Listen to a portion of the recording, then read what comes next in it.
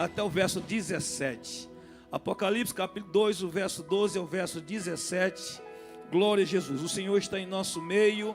Eu já posso sentir Ele respondendo oração de crente, Ele pelejando as nossas guerras, porque Ele é fiel, meus irmãos. Amém? O diabo já perdeu, já foi envergonhado, já bateu em retirada, já viu oração de crente aqui nessa noite, expulsando, repreendendo toda a seta, todos os dardos inflamados do maligno. Ele não pode, irmãos, ele não fica no lugar onde Jesus está.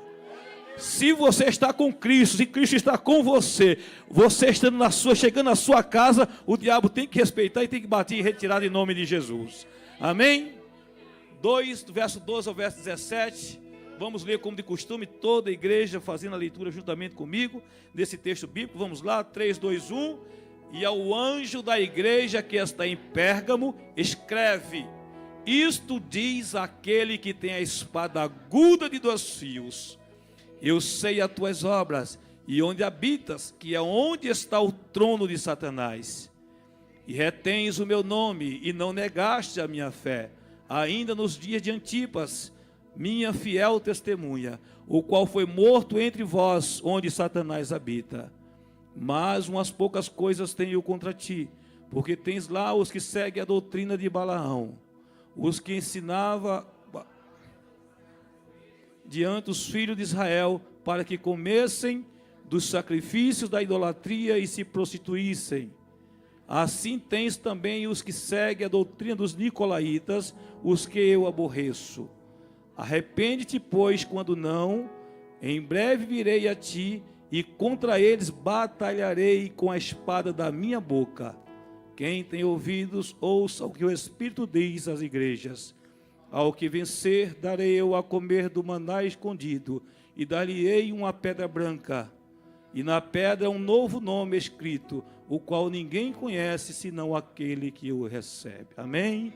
Senhor Deus, Pai de amor, mais uma vez entramos em Tua presença através da nossa oração. Aqui está a Tua igreja, o Teu povo. Aqui estamos porque viemos aqui receber, ó Deus, instruções vindas dos céus, Pai, para nos portarmos, para nos dirigir os passos. Ó Santo Deus, ajuda-nos, abre o nosso entendimento, ilumina, Senhor Deus, ó Deus, a nossa mente com a Tua palavra, prepara os nossos corações para recebermos a Tua bendita e gloriosa palavra. Senhor Deus, fala conosco nessa noite, ser servido, ó Espírito Santo de Deus, a se apoderar do nosso ser. Fala conosco, no Teu nome, Jesus. Amém. Glória a Deus. Podem sentar, irmãos. Vamos continuar o nosso estudo bíblico.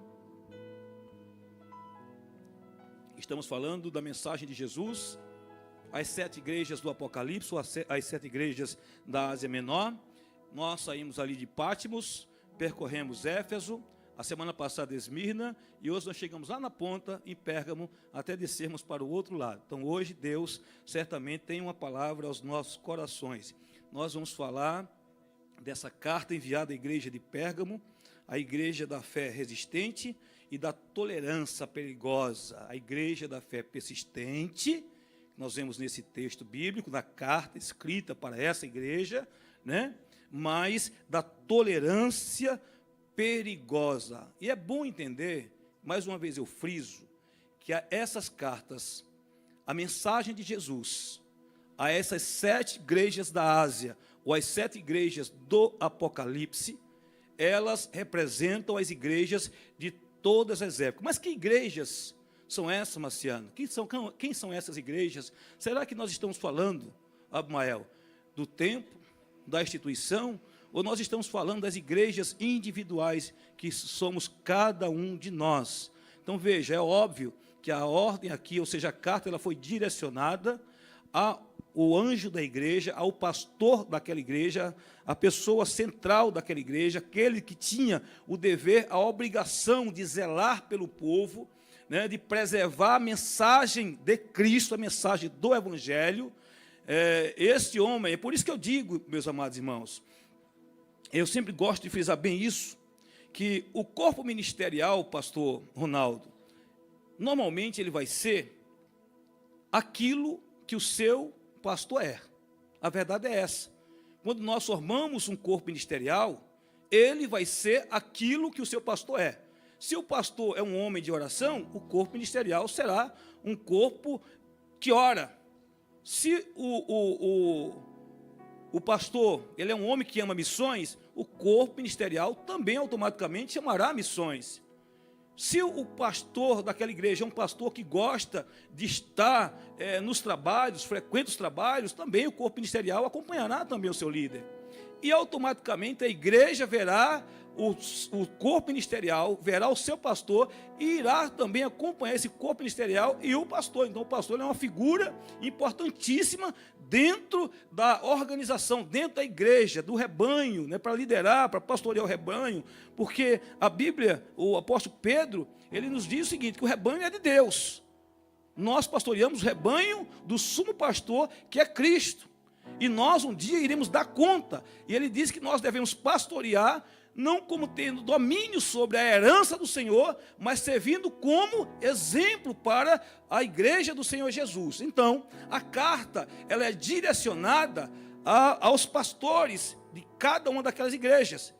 Lembra-se que na apresentação, na primeira igreja, da igreja de Éfeso, o Senhor disse, olha, isso diz aquele que tem as 7 estrelas na sua mão, que são os pastores, e anda no meio dos 7 castiçais, que é nada mais, nada menos do que a igreja. Então, a igreja, né? A igreja, ela é santa, ela deve ser santa, porque o Senhor, ele anda no meio da igreja. Amém? Vocês sabiam que existia regra até para fazer as necessidades fisiológicas? Quando Israel estava peregrinando no deserto, vocês sabiam disso? Quando o exército saía para as batalhas, até para fazer a necessidade fisiológica, os soldados, eles precisavam obedecer às regras. E cada soldado, ele tinha uma pazinha pequena, porque quando eles saíam a uma determinada distância, eles tinham que fazer as suas necessidades, abrir um buraco, fazer as suas necessidades e enterrar as necessidades. Sabe por quê? Qual que era a ordem? Porque o Senhor é santo e habita no meio do seu povo e passeia no meio do arraial do seu povo. Está escrito. Então, desde as coisas mais simples, tinha regra, tinha um porquê de tudo aquilo. E nós não podemos perder, mas é que agora nós estamos na dispensação da graça. E onde que a graça é um salvo-conduto para a gente viver, fazendo o que a gente bem entende? Não, irmãos. Lê lá Gálatas capítulo 6, a graça não é um salvo-conduto de forma nenhuma. Então, quando o Senhor Jesus, ele escreve a esses pastores, os pastores dessas igrejas, ele exige que esses pastores, primeiro, seja exemplo e que também não seja parcial. Nós vamos aprender agora com essa carta de Pérgamo, tá? Então, a igreja de Pérgamo era uma igreja de fé resistente, é o que a gente lê aqui no versículo, ainda no versículo 12, né? Uma igreja de fé persistente. Versículo 13, aliás. Mas, pelo outro lado, também ela tolerava, havia uma tolerância perigosa no meio da igreja. Quantas vezes o pastor, às vezes ele quer ser muito bonzinho, ele quer ser camarada de todo mundo. Irmãos, o pastor ele tem que amar. Verdade que o pastor tem que amar. Mas o pastor também precisa usar a autoridade que Deus lhe deu para não deixar o pecado se infiltrar no meio da igreja. Vocês sabiam disso? E não deixar pessoas mal intencionadas, que pessoas mal intencionadas manipulem o povo de Deus. A verdade é essa. E a gente vai aprender agora com essa palavra. Então a fidelidade da igreja não é apenas resistir às perseguições externas, mas também rejeitar os enganos internos. Não é só resistir o pecado lá de fora, as pressões lá de fora, mas também resistir o quê? Os pecados que não se levantam lá de fora, mas muitas vezes dentro. E a gente vai aprender isso mais no finalzinho desse ensinamento de hoje, porque os nicolaítas, ele vinha de Nicolau, ou seja, o ramo dele, sabe quem que era Nicolau? Um daqueles diáconos que foram apresentados lá no capítulo 6 de Atos dos Apóstolos. Os pais da igreja, todos praticamente, eles concordam que esses nicolaítas vieram dele, de Nicolau, e a gente vai aprender mais no finalzinho, né? Então, o homem que era cheio de fé do Espírito Santo, depois ele se transformou. E isso aconteceu com muitos homens da Bíblia, muitos cooperadores de Paulo, por exemplo, né? Aconteceu isso com eles. Então, a gente não pode se enganar, que as pessoas não são só lá de fora, mas também de dentro. E a gente precisa tomar esse cuidado. O maior perigo não está apenas na espada de César, ou seja, não está porque a espada de César perseguia, decapitava, matava, pressionava os crentes, né? Mas também havia falsos ensinadores, que Pedro ele falou isso ainda nos seus dias. Agora veja, a gente está falando de uma igreja que era de uma cidade que era riquíssima, e aqui a gente vai ver que Pérgamo é onde ficava a capital de todo o governo romano da Ásia Menor, ficava na cidade de Pérgamo, era uma cidade estratégica. Então, por isso que o texto vai falar onde está o trono de Satanás. Era ali que saíam as perseguições, as ordens das perseguições, ali que saía a sentença de morte, ali que saía, dali daquele lugar, é que saíam as ordens para perseguir, maltratar, massacrar os crentes daquela igreja e das demais igrejas da Ásia Menor. Ali estava o trono de Satanás. Então, a história, né, da igreja era riquíssima. E quando a gente para estudar um pouco a respeito da cidade de Pérgamo, a gente poderia ficar aqui falando de muitas curiosidades da cidade de Pérgamo, mas eu não quero parar muito tempo nisso aqui, porque as horas sempre nos aperta. No final a gente sempre fica apertado. Mas era uma cidade que tinha quase 200 milhões de habitantes. Aliás, quase 200 mil habitantes havia naquela cidade. É uma cidade muito grande. Tá? Possivelmente, essa cidade, a Bíblia ela não é clara quando nós falamos de quem fundou essa igreja na cidade de Pérgamo. Porém, lá em Atos, capítulo 19, a gente vai ver que muitos que criam, né, muitos da Ásia Menor, criam na palavra, certamente foi um dos cooperadores de Paulo, que foi fundador dessa igreja de Pérgamo. Mas vamos lá, vamos pular logo lá para o versículo 12. Olha o que é que diz o versículo 12, que nós falamos que tem pelo menos 4 pontos, que as cartas convergem entre si, que todas elas têm a apresentação, têm o reconhecimento, a exortação e uma promessa. Pelo menos 4 pontos. E eu estou parando nesses 4 pontos. É verdade que teria muito mais coisa para nós falarmos dessas igrejas e da mensagem de Jesus, mas o estudo ficaria muito longo. Então nós estamos sintetizando em apenas 4 pontos que convergem as cartas entre si, que elas convergem entre si. Vamos ver, olha a apresentação, como o Senhor ele se apresenta à igreja de Pérgamo. E ao anjo da igreja que está, versículo 12, e ao anjo da igreja que está em Pérgamo, escreve, isto diz aquele que tem a espada aguda de 2 fios. Então o Senhor, ele se apresenta como aquele que tem a espada aguda de 2 fios. Então veja, a espada de 2 fios, nada mais, nada menos é do que a palavra de Deus em sua força e imparcialidade. A espada de 2 gumes que sai da boca do Senhor, como ele se apresenta ainda no capítulo 1, ela representa a sua palavra e a sua imparcialidade para julgar. Ela é diferente da palavra humana, porque a palavra humana ela é limitada e muitas vezes parcial, e ela é passivo de erro e falha, e ela segrega, dependendo para quem o homem vai falar, ele se porta de uma forma. Se ele vai falar para uma autoridade, ele fala se tremendo, ele fala com muito temor e tremor, mas se ele vai falar para um cidadão simples, ele vai falar para uma pessoa menos favorecida, o que é que faz? Ele levanta o tom da sua voz, ele aumenta a entonação da sua voz, então ele segrega, e a palavra do homem ela falha. O homem fala e não cumpre, mas a palavra de Deus ela é imparcial, ela não olha se o indivíduo é pobre, se é rico, se é novo, se é velho, ela é imparcial. Então o Senhor se apresenta para aquela igreja dizendo, olha, né? Olha, diz aquele que tem a espada de 2 fios, de 2 gumes. Olha o que é que diz o escritor aos Hebreus. A palavra, o que é que diz? Porque a palavra de Deus, ela é viva e é eficaz. 4:12, coloca aqui, vamos ler com a igreja. 4:12, para vocês participarem. Hebreus capítulo 4, verso 12. Veja o que está escrito. Porque a palavra de Deus, ela é o quê? Viva e eficaz e mais penetrante do que qualquer espada de 2 fios ou 2 gumes, é a mesma coisa, e penetra até a divisão da alma e do espírito e das juntas e medulas. Então veja que essa palavra, essa espada, não é instrumento de injustiça, mas de juízo reto. Ela não faz distinção entre ricos e pobres, grandes ou pequenos, porque diante de Deus todos são medidos pela mesma verdade. Romanos capítulo 12, verso 11, diz que porque para Deus ele não faz acepção de pessoas. Então, esse Cristo, que se apresenta como aquele que tem a espada de 2 fios, e é importante dizer que essa espada, né, ela vai a lugares inalcançáveis pelo homem, inacessíveis para o homem. Ela vai até a divisão da alma e do espírito.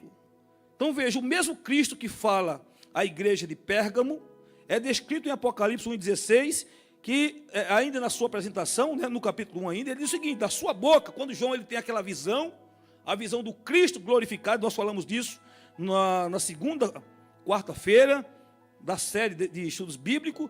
João diz que da sua boca, é o versículo 1,16 de Apocalipse, saía uma aguda espada de 2 fios, mostrando que seu julgamento procede da própria palavra. Então a palavra de Deus é ela que é o instrumento de aferição. Não esqueçam disso. A palavra de Deus, ela é instrumento de ferição da conduta humana, de como o homem está servindo a Deus. Então, se a conduta dele passar pela palavra de Deus, amém. Porque tem muitos movimentos que, quando são aferidos pela palavra de Deus, eles caem por terra. Tem muitos hinos que, quando aferido pela palavra de Deus, caem por terra. Vocês sabiam disso? Vocês sabiam que vocês são inteligentes. Então a palavra de Deus é o instrumento que fere, ou seja, que dá aquele confere, né, na conduta humana. Então veja só, portanto, ela consola, fortalece os fiéis, mas também corrige e fere os rebeldes. O apóstolo Paulo reforça esse pensamento ao dizer que a palavra é também a nossa armadura. Vê lá, é um texto bem conhecido, Efésios 6,17. Coloca aqui Efésios 6,17. Vamos meditar no que diz a palavra. Então ela é o instrumento. Tomai também o capacete da salvação e a espada do Espírito, que é o quê? A palavra de Deus. Amém? A palavra de Deus. O próprio Senhor Jesus, quando ele estava sendo tentado lá no deserto, porque tem muitos que estão fazendo como o diabo. Eles usam a palavra para aplicar ao seu bel prazer, à sua interpretação e ao momento, porque o diabo fez isso. E pensa no indivíduo bom de Bíblia, é o diabo, é o capirote. Esse indivíduo, ele é bom de Bíblia, ele conhece Bíblia. E se possível, diz a Bíblia, que nos últimos dias ele enganaria até os escolhidos. É que o Senhor não deixa, mas se vacilar, ele engana mesmo. Aí o Senhor disse para ele: rapaz, porque ele disse: olha, dá ordem aí, porque está escrito que dará ordem aos seus anjos. E muitas vezes, ordena que esses pães, essas pedras, se transformem em pães, se tu és o Filho de Deus. E o Senhor Jesus disse: nem só de pão viverá o homem, mas de toda a palavra que sai da boca de Deus. Então a palavra de Deus é essa espada que nós podemos usar contra o nosso adversário, contra as astutas ciladas do diabo. É por isso que é tão importante o crente vir em culto de ensinamento bíblico, vir também na escola dominical, porque é aqui que nós aprendemos com a palavra, aprendemos a palavra e guardamos a palavra.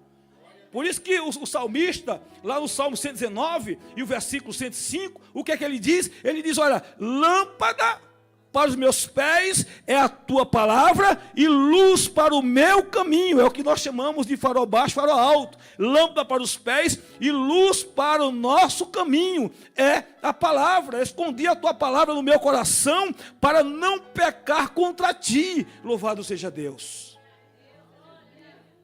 Quando nós guardamos a palavra de Deus, essa espada de 2 fios, que sai da boca do próprio Senhor Jesus, que consola, essa palavra, essa espada que consola, que conforta, que peleja contra o adversário, o inimigo, para dar vitória ao seu povo, mas também a mesma palavra que nos corrige, que nos poda, para nos tornar melhor crentes, melhor cristãos. Vocês sabiam disso? Muita gente não gosta de ler a Bíblia, não gosta de ler a palavra, porque quando ele é confrontado, muita gente não gosta de ler, não gosta de meditar, não gosta de vir em cultos de ensinamento, porque quando ele é aferido, lembra que eu falei que a palavra de Deus, ela é o instrumento de aferição, porque quando ela fere, ela dá o confere na vida do indivíduo, o indivíduo ele é achado em falta, e ele não quer se conscientizar disso, e o que é que ele faz? Ele foge da palavra, mas a palavra pode alcançar ele, a palavra da correção, porque Deus não vai deixar ele impune, a santidade de Deus não vai deixar o indivíduo impune. Para cada situação, para cada consequência, para cada ação do indivíduo, haverá uma reação. É bíblico isso.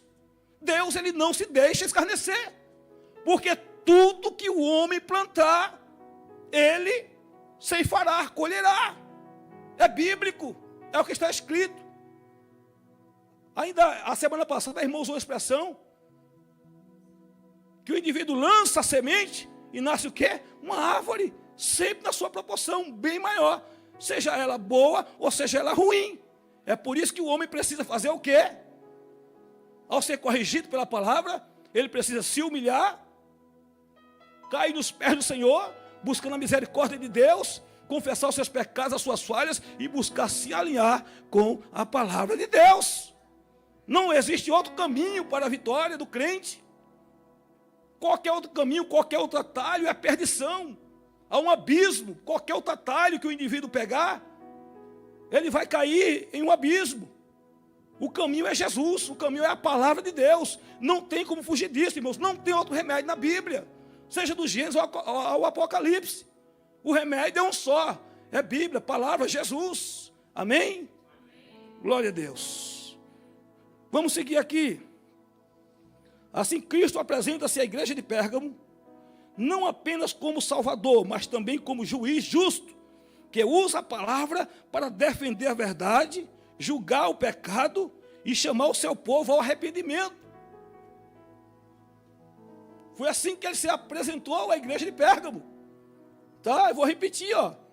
Ele se apresenta à igreja de Pérgamo não apenas como Salvador, mas também como juiz justo, que usa sua palavra para defender a verdade, julgar o pecador e chamar o seu povo ao arrependimento. Amados, o evangelho é simples. Meus irmãos, não vamos confundir aquilo que é muito simples. A Bíblia, ela está escrita em uma linguagem que todos entendem.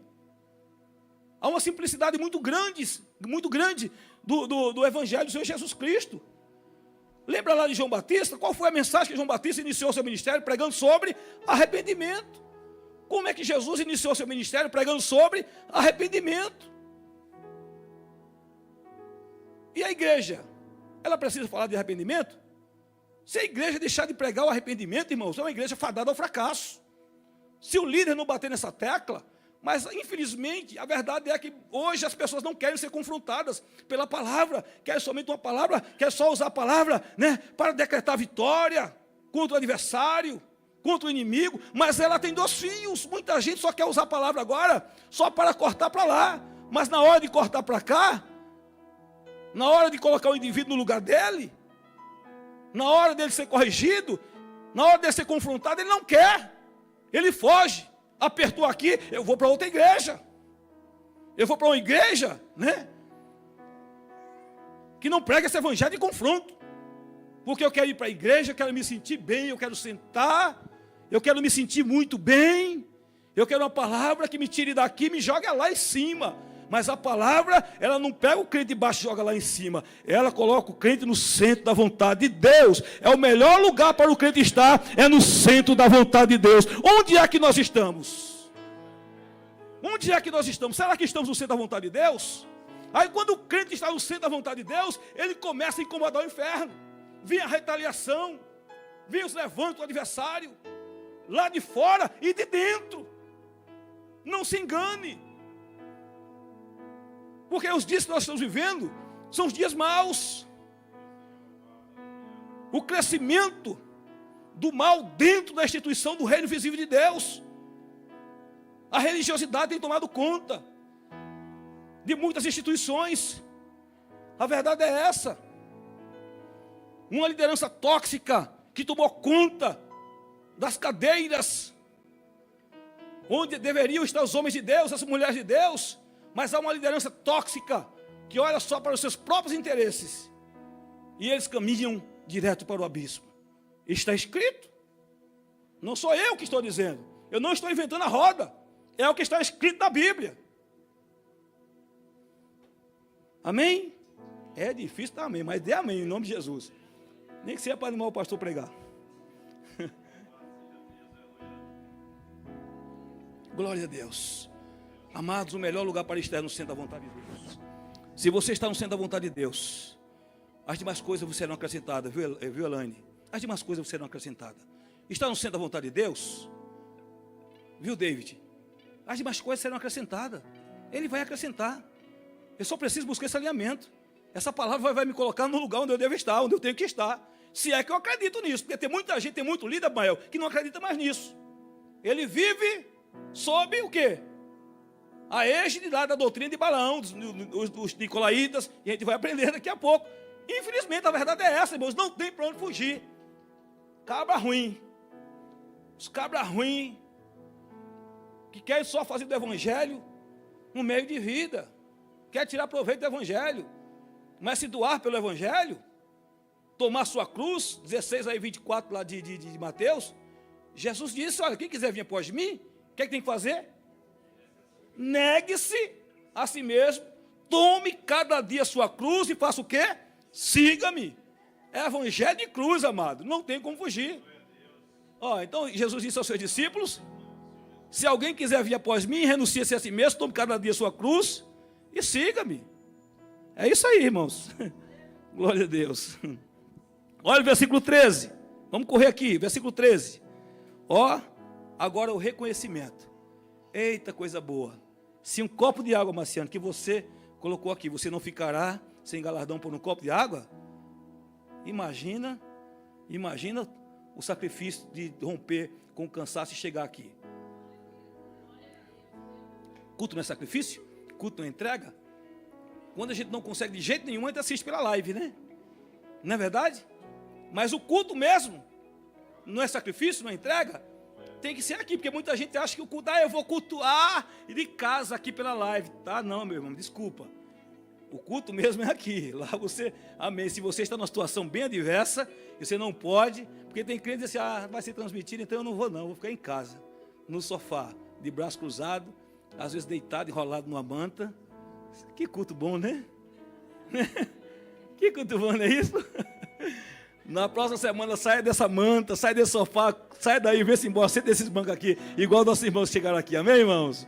Glória a Deus. Então veja, reconhecimento, outro ponto que convergem ali entre as cartas, reconhecimento, versículo 13, eu sei as tuas obras, e onde habitas, que é onde está o trono de Satanás, e retens o meu nome, e não negaste a minha fé, ainda que nos dias de Antipas, minha fiel testemunha, a qual foi morto entre vós, onde Satanás habita. Ele está dizendo, olha, eu tenho visto, eu sei a sinceridade, eu sei as tuas obras, eu sei que você, é uma igreja de fé resistente, porque até nos dias de Antipas, a minha fiel testemunha, morreu e não negou a sua fé, igual o bispo de Esmirna, Policarpo, a mesma coisa.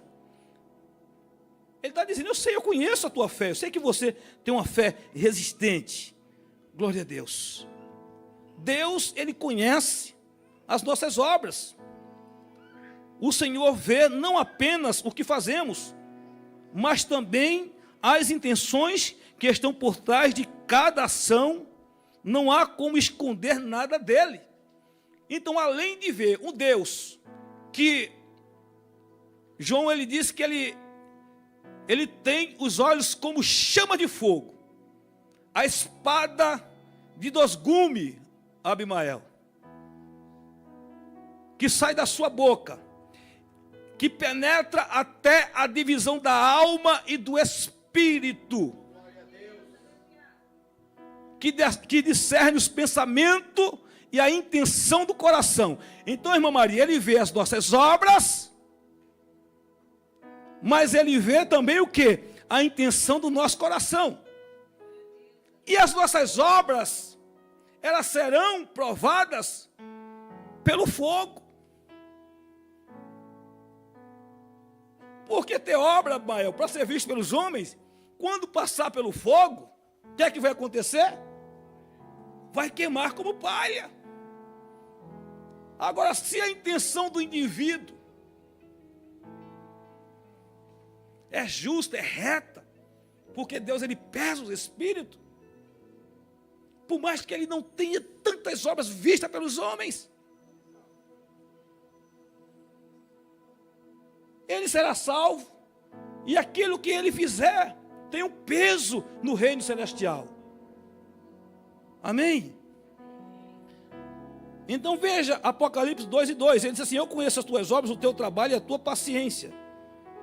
O versículo 13, eu sei onde habitas, que é o trono de Satanás.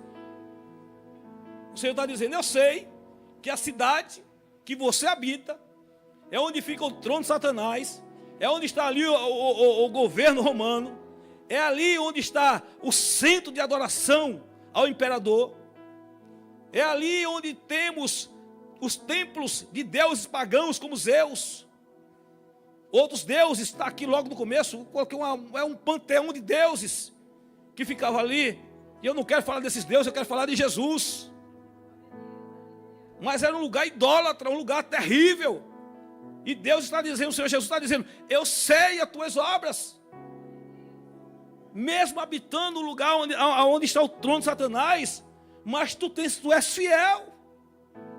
Deus, Ele vê, irmãos. Olha Provérbios 15, verso 3. Os olhos do Senhor estão em todo lugar, contemplando os maus e os bons. Provérbios 15, verso 3. Salmo 139, verso 1 e verso 2 diz assim, ó, Senhor, tu me sondaste e me conheceste. Tu conheceste o meu assentar e o meu levantar. De longe entendes os meus pensamentos. Salmo 139, verso 1 e 2. Então os olhos do Senhor, Ele está em todos os lugares. Deus vê tudo, Marciano. Não tem como fugir dos olhos de Deus. Se a intenção do nosso coração é boa, se aquilo que nós estamos fazendo glorifica a Deus, mesmo que os homens não vejam, mesmo que o teu patrão na empresa não veja, mesmo que teus pais não vejam, mesmo que o pastor da igreja não veja, mas tem um olho que não perde nada, ele vê tudo, meus irmãos.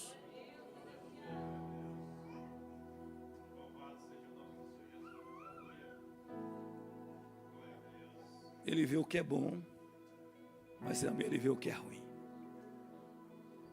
Ele vê o que glorifica ao seu nome, mas também ele vê aquilo que te afasta para longe de Deus. Amém?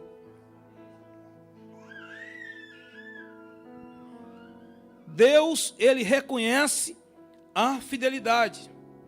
Nada do que fazemos para o Senhor é em vão. Ele observa, registra e retribui com justiça a graça. Olha Apocalipse 22:12, está lá no finalzinho do capítulo, do livro.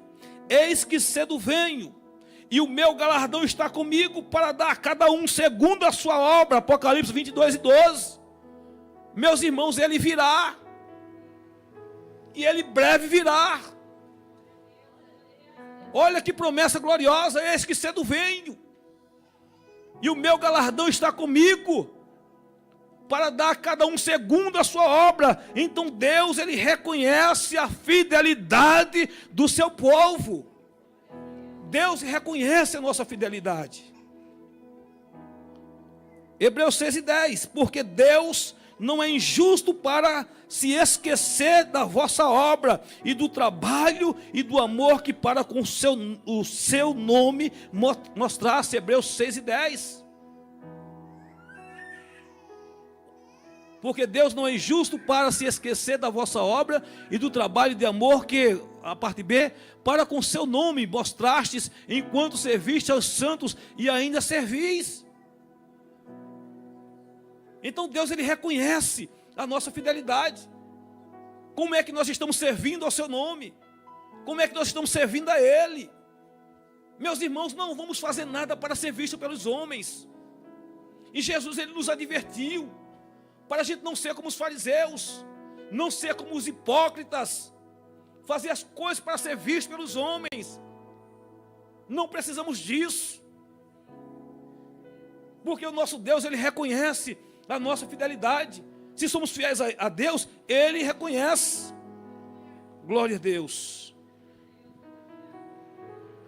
Olha o que ele disse lá para a igreja de Esmirna: ser fiel, 2:10, ser fiel até a morte, e dar-te-ei a coroa da vida. Falamos a semana passada.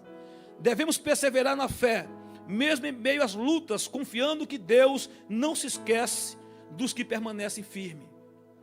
Então, o nosso papel, o nosso dever é permanecer fiel, servindo a Ele fielmente, independente do lugar, independente do momento. Deus, ele espera de nós que nos entreguemos a Ele por inteiro. Ele não nos quer dividido. Estar dividido é um perigo muito grande, irmãos. Estar dividido é um perigo muito grande. Então nós vamos descansar nas promessas e no cuidado do Senhor. Mas veja o terceiro ponto em que essas cartas se convergem. Ele se apresenta como aquele que tem a espada de 2 fios. Ele disse que ele reconhece as obras, a fé daquela igreja, mas também um Deus que vê todas as coisas, um Deus que reconhece a fidelidade, um Deus que conhece as nossas obras. Ele conhece também os nossos pontos fracos, onde é que nós estamos errando. Ele sabe, Gabi, exatamente onde nós estamos errando. Olha o versículo 14.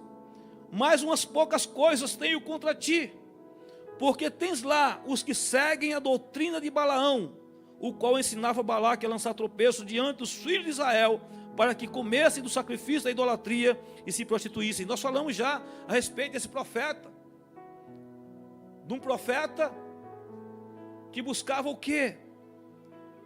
Buscava o lucro, o prêmio. E ele tentou por algumas vezes amaldiçoar aquilo que Deus havia abençoado. No final ele vira para Balaque e diz: eu não posso, ninguém pode amaldiçoar o que Deus abençoou. Números 22, 24, depois você vai lá e você lê.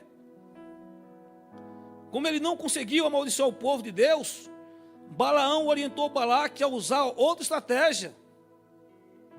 Glória a Deus. O que foi que ele disse? Olha, Balaque, ninguém pode amaldiçoar esse povo. Ninguém pode amaldiçoar esse povo. Agora tem uma coisa: se você fazer lá uma festa, um banquete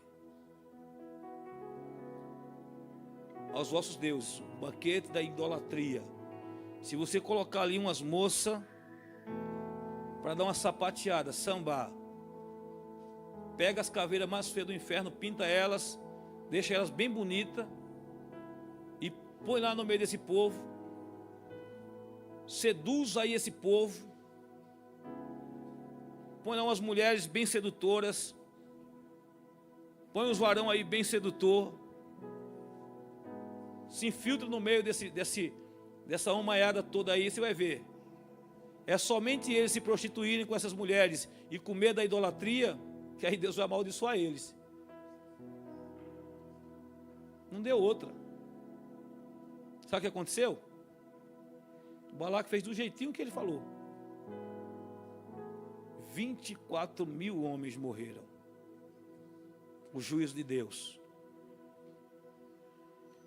24 mil homens morreram. Porque Balaão ensinou Balaque como fazer para aquele povo se prostituir. Eu vou correr aqui rapidamente. Só sintetizar aqui esses que seguem a doutrina de Balaão. Teria muita coisa para falar desse profeta, mas eu vou pular e não vou falar dele. São os movidos pela cobiça. Os que seguem a doutrina de Balaão, eles são movidos pela cobiça. Eles colocam o interesse próprio acima da obediência a Deus. Os que seguem a doutrina de Balaão, o Senhor está dizendo: eu sei a tua fidelidade, tu és uma igreja que tem uma fé resistente. Agora tem uma coisa, tem uns camaradas lá que você está deixando as coisas acontecer, e isso eu tenho contra você. É aqueles indivíduos que eles seguem a doutrina de Balaão, e eles representam quem? São os movidos pela cobiça, colocam o interesse próprio acima da obediência a Deus. Como Balaão prefere recompensas materiais à fidelidade a Deus. Pessoas que servem por interesse próprio, pessoas líderes que estão servindo, obreiros que estão servindo pelo lucro, pelo ganho, seja o lucro financeiro, seja a visibilidade do indivíduo, a autopromoção. São esses que seguem a doutrina de Balaão. Promove compromisso com o pecado, conduz o povo ao pecado, realizando a idolatria e a imoralidade. Está cheio de igrejas por aí hoje, de líderes hoje, que entraram por esse caminho. O que fala mais alto é o quê? É a prata, é o dízimo do indivíduo, é o número de pessoas que tem na família do indivíduo. Indivíduos afeminados, na frente de grupos e de departamentos, promovem essa idolatria, aliás, essa pecaminosidade. Em vez de confrontar a idolatria, incentivam alianças com as práticas mundanas. Vocês estão vendo aí que tem igrejas hoje que parece mais uma boate do que mesmo uma igreja? Vocês já viram isso aí? E pasmem, muitas que ainda colocam o nome lá, Assembleia de Deus, está mais para a Assembleia de Satanás, está mais para o trono de Satanás do que para a igreja de Deus. Um negócio terrível está acontecendo em nossos dias. Negócio diabólico está acontecendo em nossos dias. E o que é que nós vamos fazer? Enfraquecem a santidade do povo de Deus. Tem aparência de espiritualidade, mas seus caminhos resultam em tropeço e juízo. Aparentam uma falsa espiritualidade, mas o caminho, meus amados, é terrível. Tenhamos cuidado com esses tais. Eles estão infiltrados em nosso meio.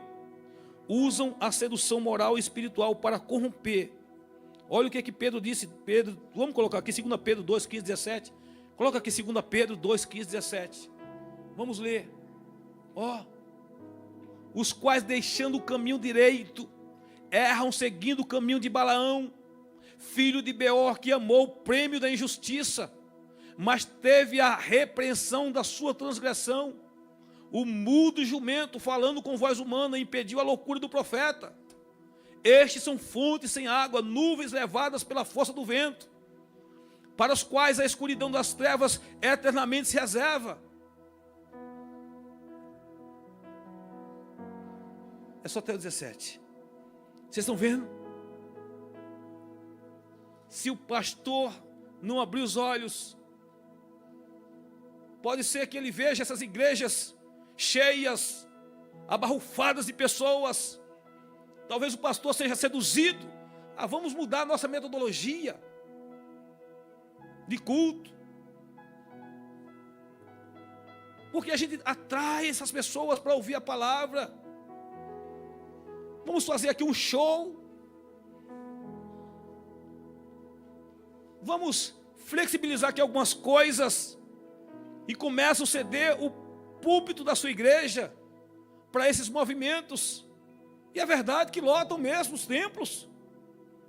Mas isso não é igreja, meus irmãos. Não se iludam, não se enganem. Vamos ter cuidado, vamos abrir os nossos olhos. A espada de 2 fios que sai da boca do Eterno, é ela que afere esses movimentos, se é igreja ou se são apenas movimentos. Vamos ter cuidado. Agora veja, e já vou partir para a conclusão, porque ainda tem aqui algumas coisas para falar.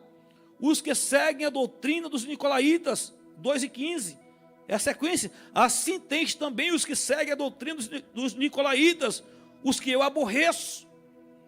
Aí vamos ver o que os pais da igreja falaram desses indivíduos. Aí eu peguei aqui, eu fiz uma pesquisa rápida. Veja o que Irineu de Leão, ele diz sobre os nicolaítas, na obra Contra as Heresias, que é um livro dele. Ele diz o seguinte: diz que os nicolaítas eram seguidores de Nicolau de Antioquia, um dos 7 diáconos de Atos 6 e 5. Vocês estão vendo? O indivíduo começou bem. Ele começou bem, mas daqui a pouco ele perdeu a essência e ele começou a fazer de si para si. Veja o que é que diz Clemente de Alexandria, no livro dele, Estrômata. Tenta defender Nicolau dizendo, suas palavras foram mal interpretadas. Segundo Clemente, Nicolau falava de subjugar a carne e não de entregar-se aos prazeres. Ou seja, a doutrina era o espírito, Deus só quer saber do espírito. A carne, o corpo é mau, pode entregar os prazeres, pode se prostituir, pode fazer o que quiser fazer. É mais ou menos isso. Veja o que Eusébio de Cesareia disse na história eclesiástica, na sua obra. Também ele diz o seguinte: também ele associa os nicolaítas a Nicolau de Antioquia, mas enfatiza que os relatos eram contraditórios. Epifânio de Salamina, em Panarion, que é um dos livros que ele escreveu, reforça a visão de que os nicolaítas defendiam imoralidade e idolatria, ligando-os novamente a Nicolau. A doutrina de Balaão abre a porta para a sedução externa, enquanto as dos nicolaítas sustentam a corrupção interna. Juntas desviam o coração do povo de Deus, da santidade e do centro da vontade desse Deus eterno. Mas veja, para a gente finalizar, versículo 16. Olha só o que o Senhor fala para a igreja de Pérgamo. A mensagem: arrepende-te, pois, quando não em breve virei a ti, e contra eles batalharei com a espada da minha boca. Esses indivíduos, olha, eu relatei aqui pelo menos 3 pontos dentro da doutrina dos nicolaítas. Licenciosidade moral, imoralidade justificavam pecados sexuais como se fossem aceitáveis. Então podia se prostituir sexualmente. Sexo fora do casamento não tem problema, pode fazer à vontade. Pornografia tem problema não, pode ver pornografia. Adultério, você ter vontade, vai lá. O que importa é a alma. Tinha indivíduo desse lá dentro. Idolatria disfarçada. Tem mais coisa aqui que pregavam uma falsa liberdade cristã, incentivando práticas imorais, confundiam a graça com permissão para pecar. Lembra que eu falei lá em Gálatas 6? confundiam a graça. Ah, não, o Senhor já carregou os nossos pecados. Nós estamos na dispensação da graça. Então, a graça, para essa doutrina, era um salvo-conduto para o indivíduo viver na prática do pecado. Então, eles podiam. Isso era a doutrina deles. Tá certo? Judas 1:4. Coloca aí Judas 1:4. Judas, só tem um capítulo, né? 1 verso 4. Vamos ler aqui, rapidinho. Olha o que está escrito. Está na Bíblia. Antes de Apocalipse aí. Pode ir direitinho, antes de Apocalipse. Ó. Porque se introduziram alguns que já antes estavam escritos para este mesmo juízo. Homens ímpios. Que convertem em dissolução a graça de Deus e negam a Deus. O único dominador e Senhor nosso, Jesus Cristo, ponto 5. Ó, mas que lembrava-vos como a quem já uma vez veio sobre isso, que havendo o Senhor salvo um povo, tirando da terra do Egito, destruiu depois que os que não creram. Então o Senhor tirou, certo? Libertou lá do Egito, e depois que esse povo foi liberto, depois que esse povo comeu do maná, depois que esse povo provou das benesses do Evangelho, que foi o que eles fizeram? Não creram, e o que aconteceu com eles? Cuidado, irmãos, vamos tomar cuidado. Não tem esse negócio de uma vez salvo para sempre não, viu? Ou anda em obediência à palavra, ou então o inferno está ali, para aqueles que não creem. Idolatria disfarçada, acomodavam práticas pagãs dentro da igreja.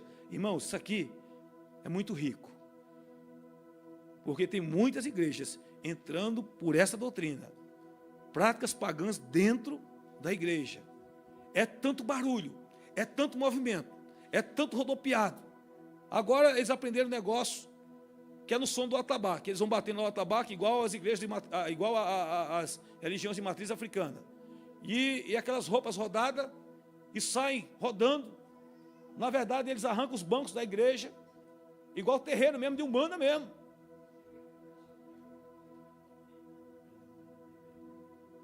Se veste com aquelas roupas e sai rodando, e falando uma língua e isso e aquilo. Isso é doutrina dos nicolaítas. Sabiam disso? Práticas pagãs. Práticas pagãs. Promoviam alianças com costumes pagãos em nome da tolerância. E agora, né? Agora a gente não pode discriminar, a gente tem que ser tolerante.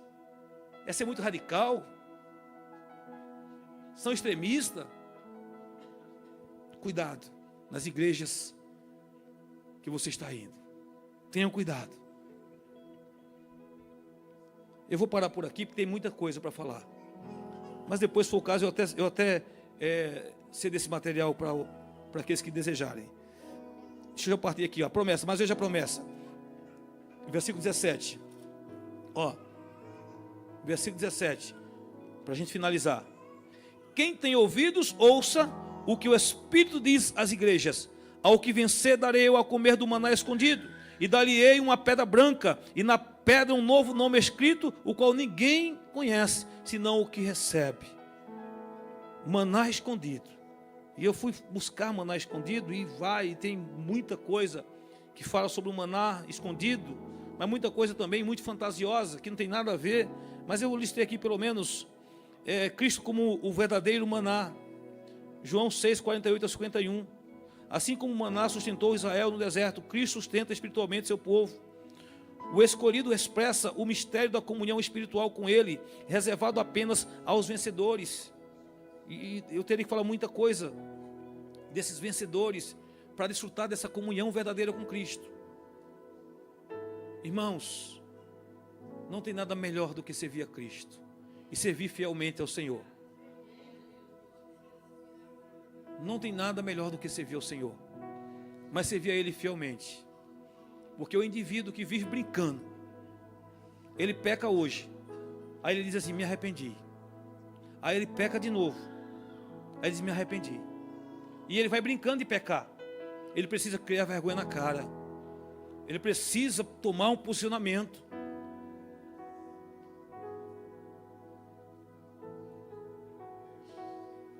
O Senhor, Ele é amoroso, Ele é misericordioso, irmãos. Nenhum de nós estamos livres de pecar. Todos nós podemos pecar. A verdade é essa. Mas eu não posso viver na prática do pecado.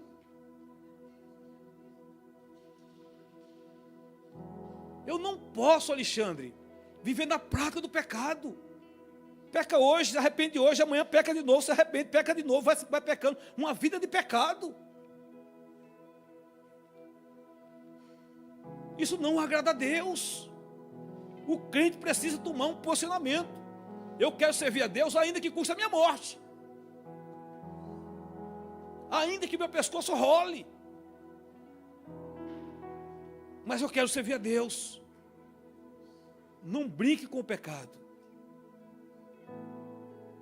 Eu já vi muita gente que brincou com o pecado, não está mais entre nós, e partiu para a eternidade em pecado. Pastor, você está dizendo que foi para o inferno? Eu não posso dizer, nem posso julgar.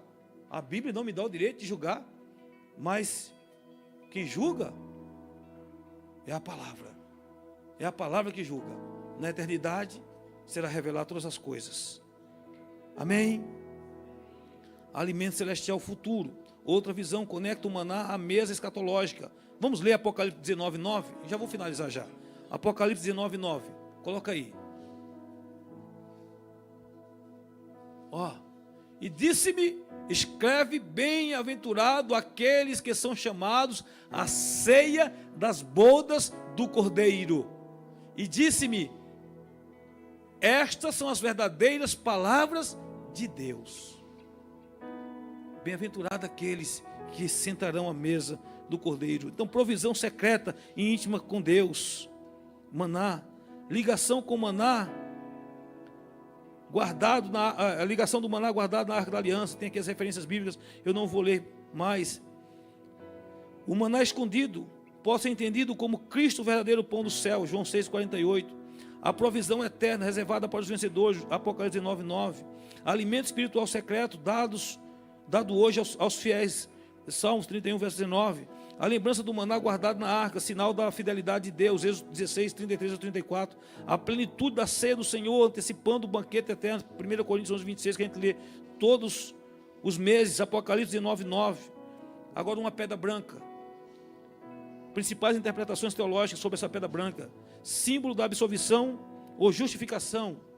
Rapidamente, no mundo romano, pedras brancas eram usadas em tribunais. Uma pedra branca significava inocência, enquanto uma pedra preta indicava culpa. Assim, a pedra branca simbolizava a justificação em Cristo e a declaração da inocência diante de Deus. Nenhuma condenação há para os que estão em Cristo Jesus, Romanos 8:1. Símbolo de vitória e prêmio, essa pedra branca.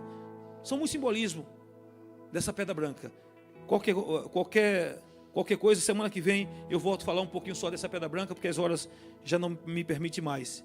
Mas rapidamente, só para concluirmos, a igreja de Pérgamo foi fiel diante da perseguição, mas tolerou o pecado e os falsos ensinos. Cristo, com uma espada de 2 gumes, lembra que sua palavra julga com justiça. Aos que vencem, ele promete o maná escondido, sustento eterno em Cristo. E a pedra branca, sinal da justificação, vitória e nova identidade.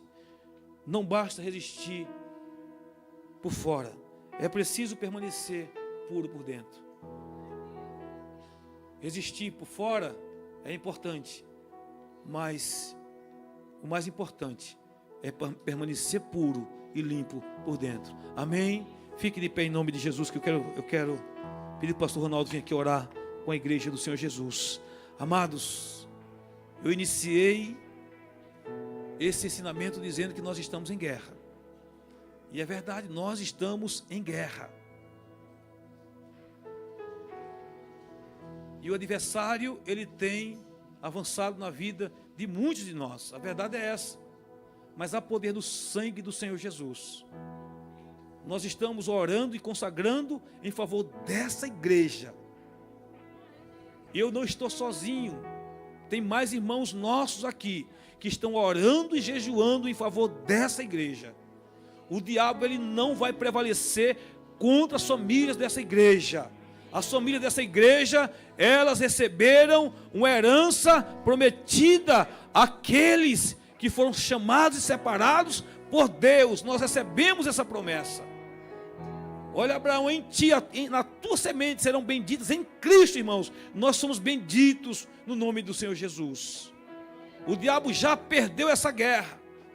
Ele pode ter conquistado uma batalha, mas a guerra ele não vai ganhar em nome de Jesus. Nós não vamos soltar a mão dos nossos irmãos. Nós vamos lutar, aleluia, em favor dos nossos irmãos. Glória a Deus. Amém. Glória a Deus.